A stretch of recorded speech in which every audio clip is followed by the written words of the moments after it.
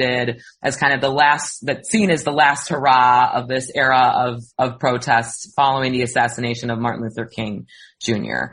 And really these events have been assessed as criminal actions that required or that necessitated increased police force in order to contain. And so let me and before we get to actually what the untold story is, like why this era? I mean, you start in the 60s, but why this era as opposed to? I mean, you could go back. You go back. I guess another 150 years. I'm not saying that. I mean, that's a lot of work. But is there a particular reason why in modernity this is a different dynamic? Yeah. So, I mean, this is the political violence that we saw in communities of color beginning in the mid-1960s can't be separated from the larger civil rights movement. I think that's one of the things that hasn't been told in terms of how we think about this violence during this period. But you know, when people rebelled, they shared this same grievances as the mainstream civil rights movement. These political protests were about access to decent jobs, robust educational opportunities in under-resourced communities, decent housing, essentially not to be treated like second-class citizens in their cities and country, and full political and economic inclusion. These were the same goals as the mainstream civil rights movement, as well as an end to police brutality and protection from white supremacist violence. Why the word? I mean, let's just talk about the word rebellion as opposed to and riot, and maybe we should start with the development of the word riot as a mechanism of obscuring that connection that you're talking about. Right. So, I mean, of course, you know, most of the collective violence, and this gets at your earlier question as well, most of the collective violence that the nation witnessed through the 20th century were white mobs who attacked Black communities, mainly in the Northeast and especially around the First and Second World War.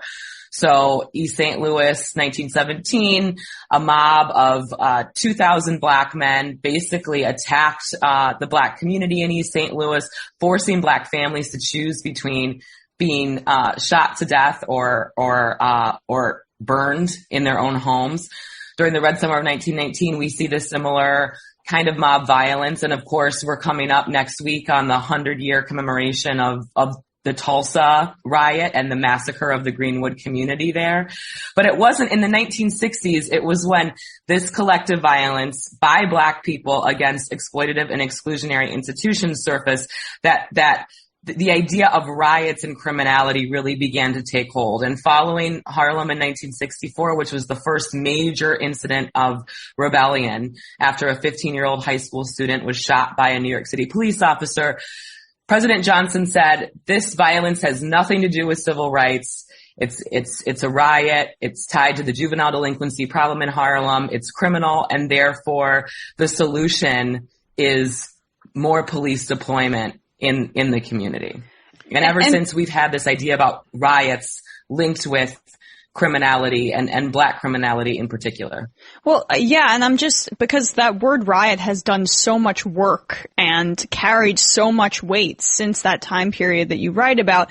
And I know this is kind of pivoting a little bit, but I'm just wondering how you found that word in particular and the weight that it carried translated into, say, the messaging of like a Richard Nixon as we moved past the civil rights era and into the 70s and beyond. That's such an important question because in, you know, framing this political violence as rioting, right, this really fueled the expansion of police forces that we witnessed during the 1960s as part of the war on crime that Lyndon Johnson called and that Richard Nixon inherited when he took the presidency.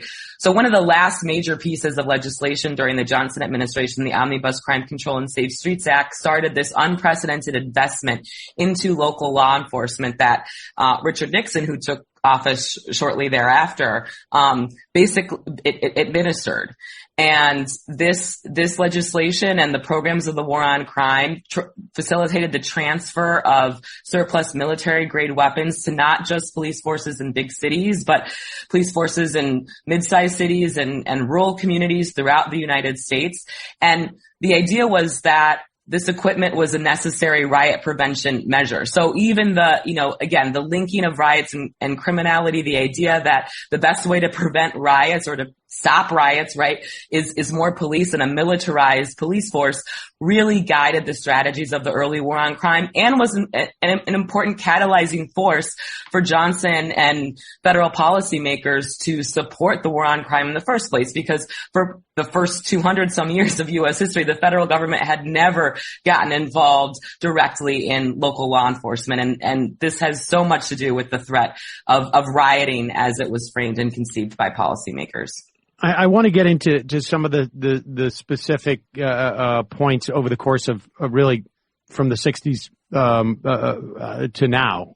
But do you think that because and I have to say that we can also go back to even we've been talking about this quite a bit on the program, white riots, massacres that start really in Reconstruction. On some level, you start to look at the arc of history. What you're seeing is, sort of this fight, in terms of who's going to control, who's going to have levers of power. A lot of those massacres in Reconstruction were a function of black people getting elected to office and having the opportunity to sort of, have some measure of representation, self-determination, et cetera, et cetera. So, but do you think that this pivot to the federalization, to the extent that it was, of policing and the response to the response to the sort of the extension of the fight for civil rights,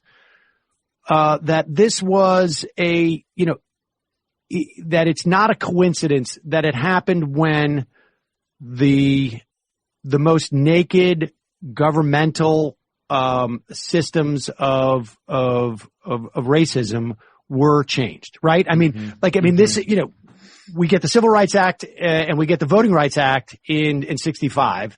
And so, there's still obviously systemic racism. We talk to Dorothy Brown about it in taxes. We can talk, in the context of real estate and wealth disparities. But in terms of what the government is doing sort of nakedly, allowing disenfranchisement, those are taken down, and then there is a sort of less, I don't want to say structural, but more operational a system of control that is deployed. Am I reading too much into that, or? No, I think, and Sam, this gets to your earlier point. You just laid that out beautifully, because there is this tendency in U.S. history going back to Reconstruction. I think that period is really important, and thank you for drawing our attention to it, right? Because there's this tendency that every time rights and the bounds of citizenship expand to previously marginalized groups, and Black Americans in particular, there's new criminal laws and new systems of incarceration that emerge immediately afterwards. So after emancipation, right, you get the Black codes that many Southern states enacted as a way to criminalize newly freed people and get them back to work for white planters in kind of a new assemblage of the plantation system in order to rebuild the South after the Civil War. And this system, known as the convict lease system, was kind of the first mass incarceration in the United States. And then literally 100 years later, Johnson calls the war on crime. This is 1 year after the Civil Rights Act passed, March 1965, calls the war on crime, and then sends the Voting Rights Act to Congress. So again, we see the expansion of citizenship, the dismantling of Jim Crow, and then yet this new federal intervention. And so, part of it is this flow of history that and a indication that there is a fundamental resistance on the part of policymakers to really also simultaneously supporting the kind of structural transformations to bring about true equality. Instead, right, policing and criminal law is increasingly entrusted to to manage the new racial order and impose new forms of social control in communities that have immediately just received new sets of rights and new access to civic participation in the nation. All right. Well, so let's go back and look at the sort of, I guess, the eras or the epochs that you list in terms of the way these rebellions evolve, as it were. I mean, 64 to 68 was where you had the sort of, I guess, the ones that that maybe we're more broadly aware of, like yes. Watts and Detroit and Newark, that are in the wake of the assassination of MLK. How do they change from that era to what you call the crucible of rebellion, which is 68 to 72? Yeah. So, I mean, that's the untold part, right? We thought that the violence peaked in 67 and maybe in 68. But in fact, the violence peaked. That was only the beginning. The violence really peaked again after the enactment of that Safe Streets Act in 1968. And when these federal grants earlier, Johnson calls the war on crime in 65. So 65 to 68, these are when the early experimental federal grants are hitting mostly big cities as riot prevention measures. And after the first piece of major national legislation is passed and an agency is set up within the Department of Justice to administer funding to local police and state governments for criminal justice planning. That's when we begin to see the kind of the breadth and scale and frequency of rebellions really occurring, because as police forces in smaller cities like Harrisburg, Pennsylvania, and Carver Ranches, Florida, and Albuquerque, New Mexico, are expanding and militarizing, and residents in segregated communities are then subjected to the kind of policing strategies that their counterparts in big cities had been experiencing. Their response to that the police incursion and police violence is to fight back. And so between June 68 and 1972 through 1972, there are 2,000 rebellions in big and small cities.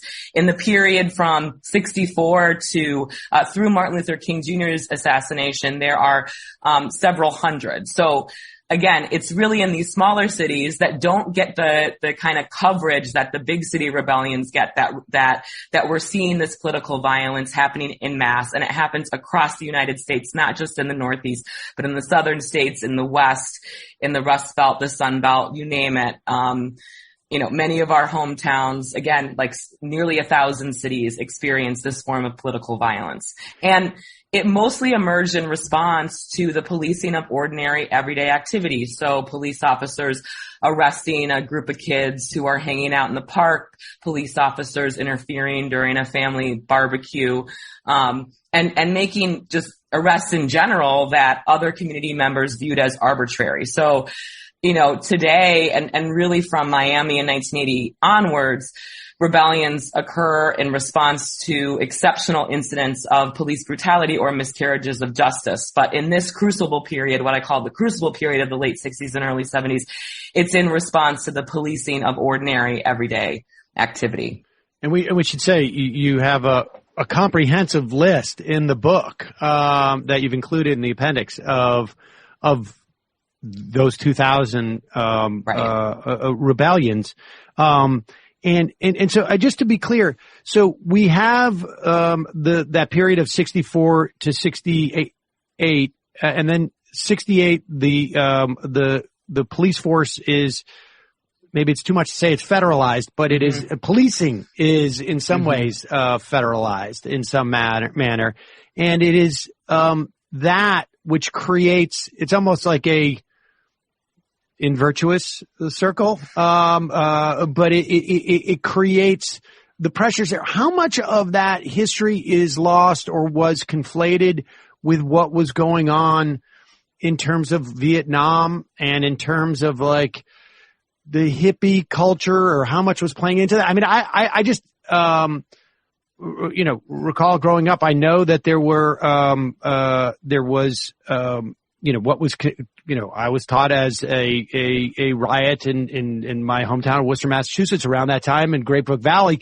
But Abbie Hoffman was also, on the scene just because he happened to live in that city. And so he was there. But I wonder if these things get conflated, that there is a sort of